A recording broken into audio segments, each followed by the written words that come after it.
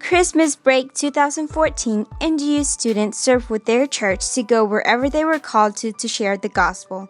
I had a chance to sit down with a couple of them to share with us their experience.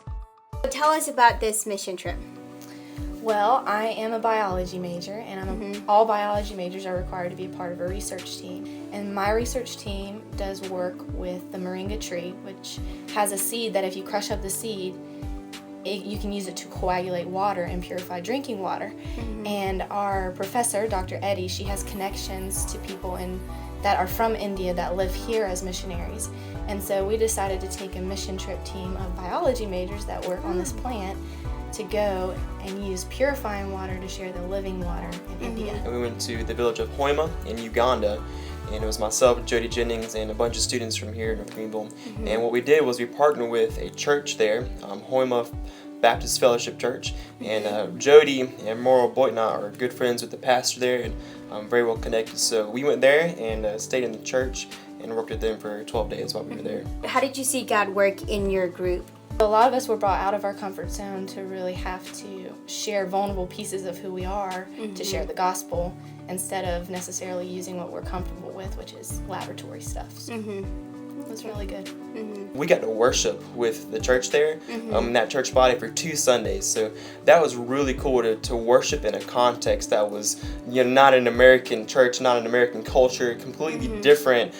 So to worship with them and see God move through that congregation and how they worship God, and just their spirit and their encouragement was so encouraging to me to see God work through them. How did this mission impact you personally?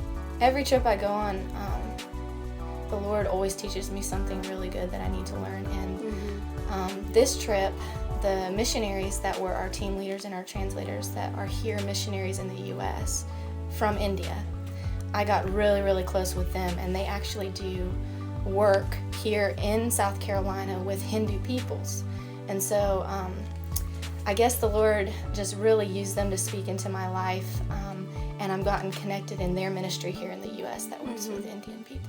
It was so cool just to sit down with them and just to pray with them.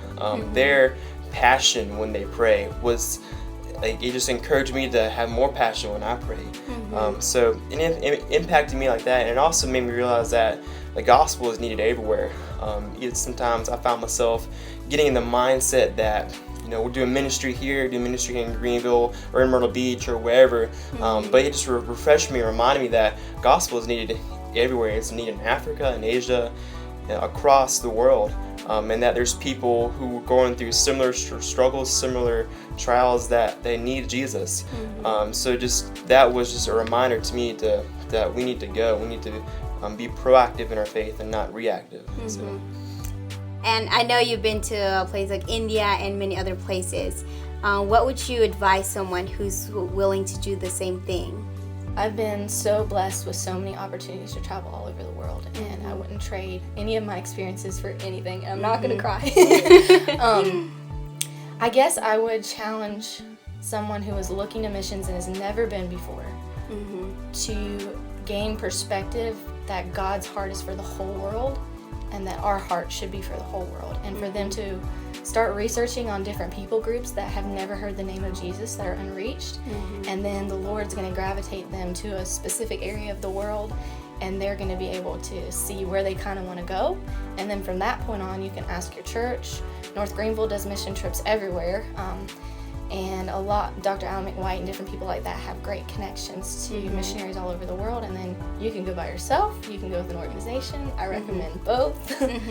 But that's how I would start. I would start it with gaining a burden for what's important, and then praying, and then the Lord's going to lead you where you need to go. Right.